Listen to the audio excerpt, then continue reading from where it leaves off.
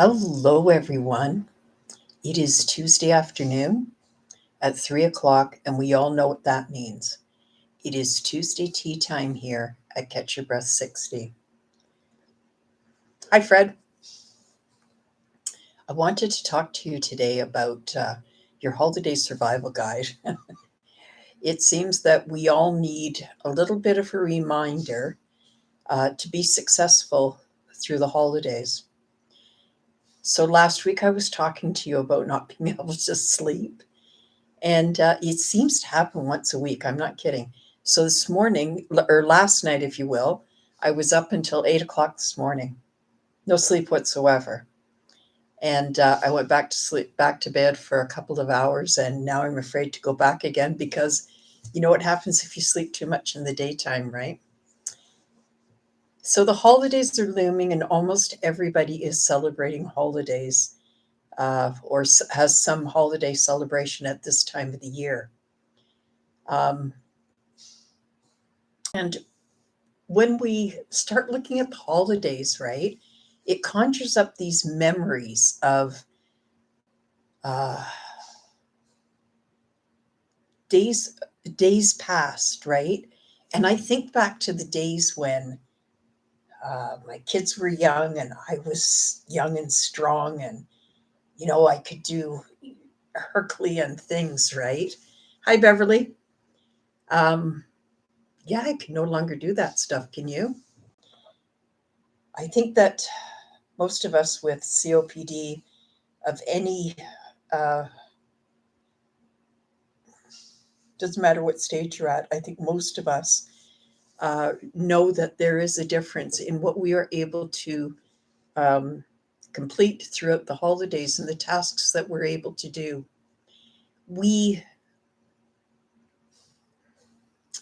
we tend to spend a lot of time being nostalgic about what we used to do in the past. And it's funny because I had a dream the other night, and I don't usually dream. I don't know. Does anybody dream with COPD? I haven't had a dream that I remember in ages and ages and ages. But this one night, it was really interesting because my husband and I were outside out front. We were talking to the neighbors and having a tete-a-tete about what was going on in the neighborhood.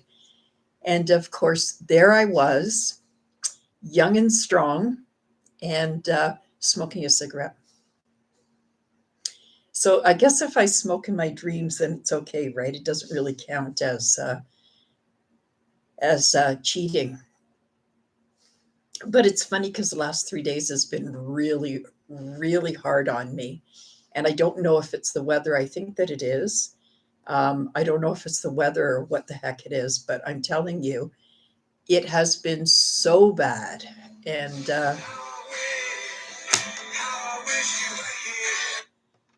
sorry about that. And so I started to think about what it was like back in those days. I started to think about what it was like back in those days when, when I was young and strong and I could move mountains. I was so like, "Ooh, I can do this," right? What a difference. So now it's a little bit different.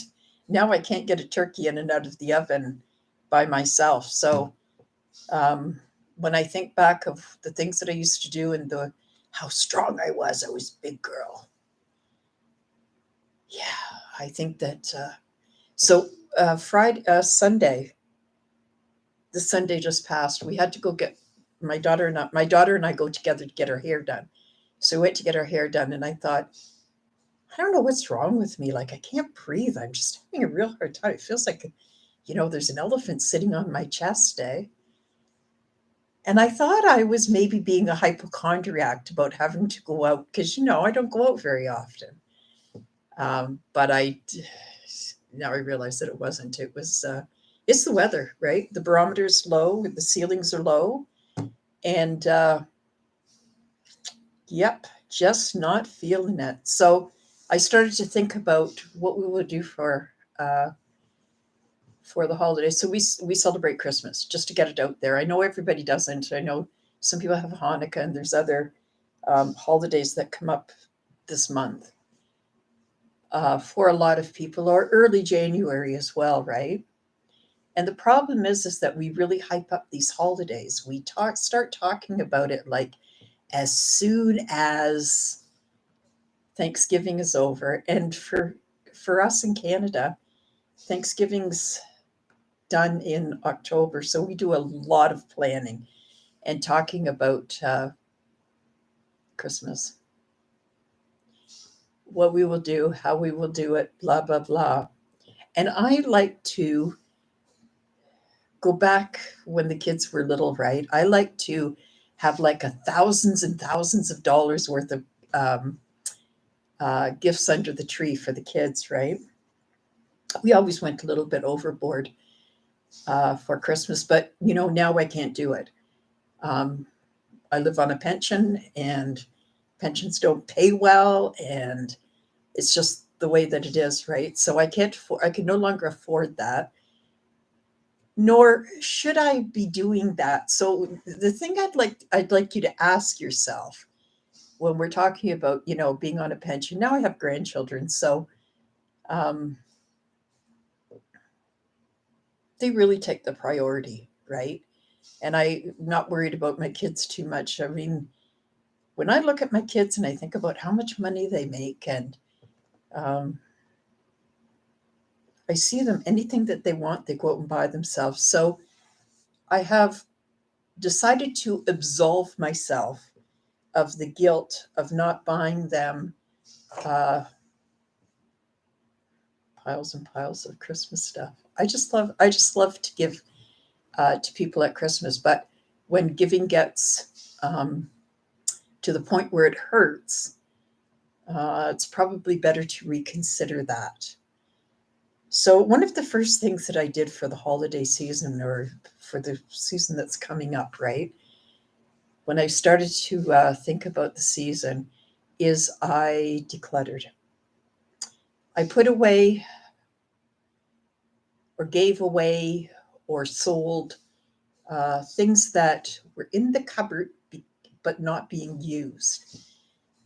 And it's absolutely amazing when you declutter. And we've been decluttering for probably about 3 years, because we've been in this house for almost 50 years, 45, I guess. You accumulate a lot of crap in 45 years, right? And we don't we've gone from smokers and to non-smokers. Nobody smokes anymore. We get rid of all those ashtrays. um, every time I turn around and I think about what's going to happen next in this journey, I try to take a corner and get rid of all the junk out of it. So last week I had like bags and bags and bags of income tax returns that nobody's coming to pick up, and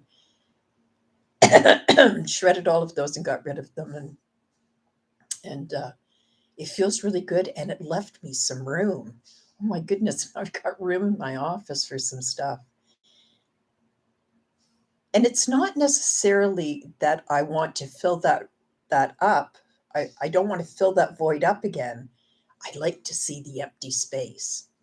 So survival tip number one: get rid, declutter, throw everything out. It's a great time of the year to get rid of stuff, because whether we like it or not, there's going to be new stuff coming into the house, right? So let's get rid of some stuff and make room for some stuff to come in. We can't do the things that we used to do when we were young and strong and working and making a good living. And by today's standards, it might not have been a great living, but back in the day, it was. And we were able to do a lot of stuff for the kids, and support the kids and everything. But one of the things that, I did, or we did, my husband and I did for our kids, um, was give them an education. And so now uh, they have an education. It's up to them to provide for themselves for the Christmas holidays, and everybody has a partner. So it's not the onus is not on us anymore, like my husband and I, to provide them with a good Christmas. It's up to them to do it themselves. And I am no longer in competition with anybody over Christmas, and I don't care.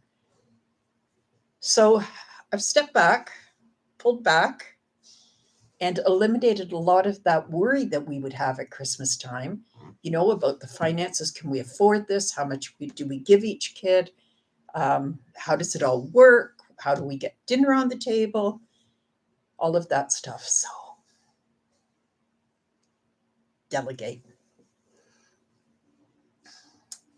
So I have absolved myself of that task, or that, having to do all of the stuff for everybody. I no longer have to do that.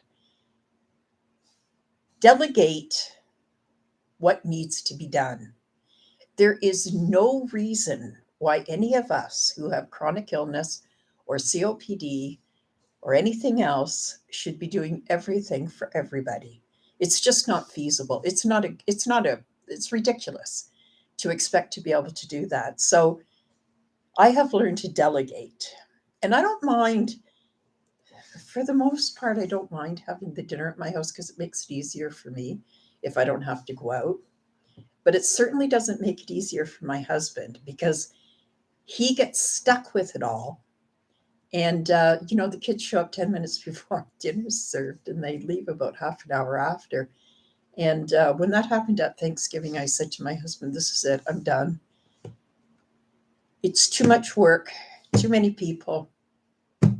We're not doing it anymore." So delegate.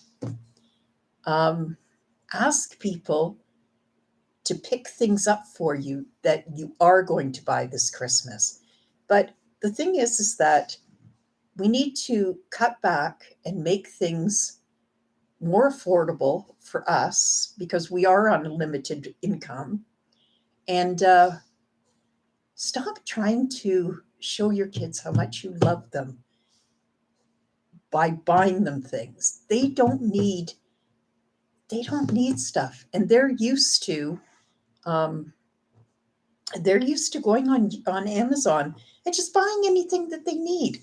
Everybody's had practice at that over the holidays, or um, sorry, I meant to say over COVID. And we've become very good at it, right? So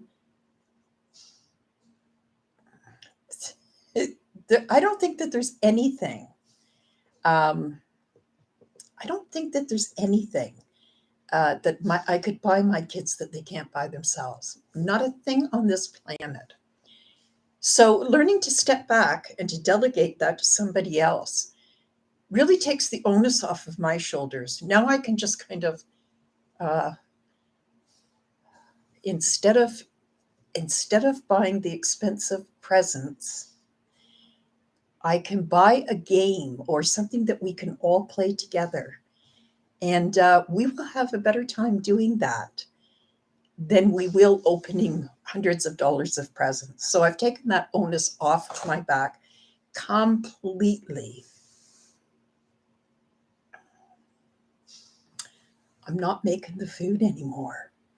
I'm not doing it. It's just too much work. And as easy as it is to throw a turkey in the oven, or to glaze a ham or whatever, right? It's not that hard. It's pretty easy, but you're sitting there all day waiting for it to cook. There's aromas in the house. Some smells we can tolerate, and others we cannot.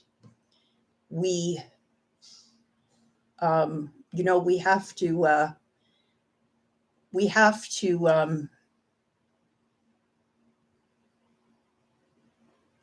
we have to, sorry, I was reading the comments over here. We have to cut back a little bit and learn to delegate. Give it to somebody else to do. Allow them to show you what they learned and how they can cook. Because you know what? Like my daughter is a fabulous cook, right? And I think that she was going to do a great turkey for us this year, and I'm fine with that. My only issue is that when I delegate to her, I have to go to her house. So we will be out both Christmas Eve and Christmas Day, and that's a bit much. I don't normally go out 2 days in a row, but I will this time because I don't want to cook. And it's not about the money. I'll pay her to do it. It's not really about the money. It's about the effort that has to be put into it. So stop and think about that, right? It's true that not all of us will be able to visit for Christmas. It's not possible for some of us to go places that we want to go. And so we have to be okay making alternative arrangements. So some people you're not going to see at Christmas, and that's okay. Give them a call. Say Merry Christmas or Happy Hanukkah or whatever it is that you're celebrating. Touch base with people. It's almost as good as a in-person visit. And if you really want to get brave, text me and I'll show you how to start a Zoom call where you can talk to people for free all day long. It's almost as good as being in person, but it's less effort for you, right? And I'm telling you, like, some days it's not so bad, but this week, oh, I don't want to be going out this week. So,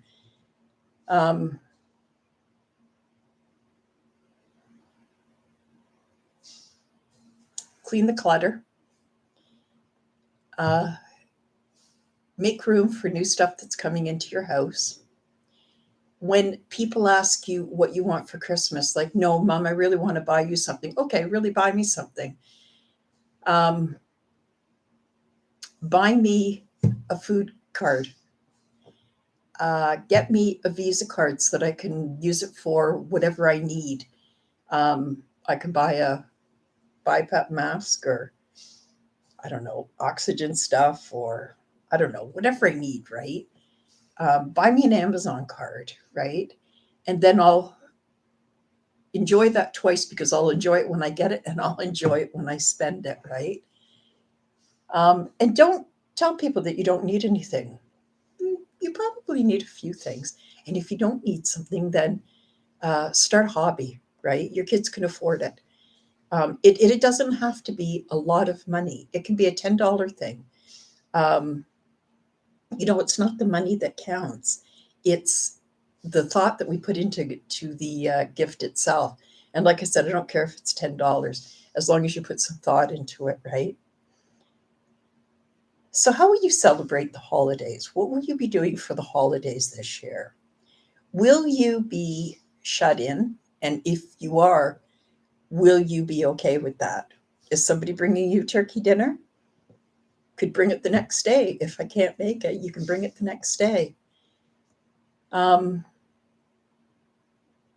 We've got to start planning in advance what we're going to do, where we're going to go, and how it's going to work. Prioritizing what needs to be done instead of what you want to get done. Positioning yourself, which is keeping yourself into a position where you can help yourself if you need to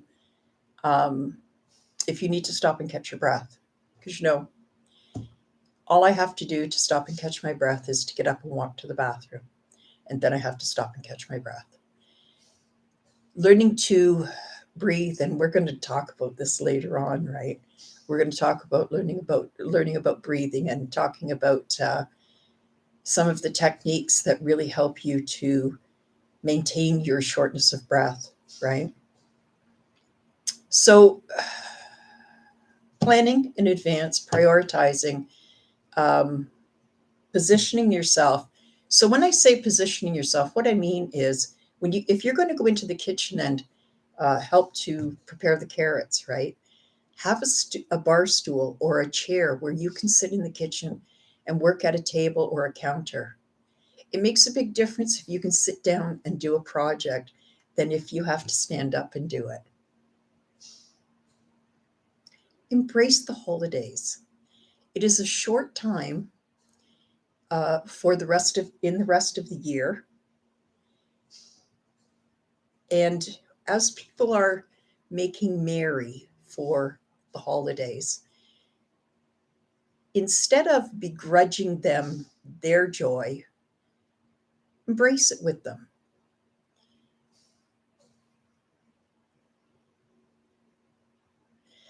Embrace it with them. Enjoy yourself. Make sure that you get into some of the pictures this year. I talked to my daughter about this. She gets all these pictures. So she sends all these pictures of my grandson and my son-in-law, but she's never in them. And I used to do that myself when the kids were young. Like I was never in any pictures. There's no pictures. When I look back, there's no pictures of me because I was always the one behind the camera, right? So you've got to be careful about that. Get yourself into some pictures this year. Enjoy your holiday. Look forward to it. Um, if you don't have anything to do and you're not going anywhere, grab a coloring book and sit and entertain yourself for the afternoon. Put down your phone and do something for yourself, right?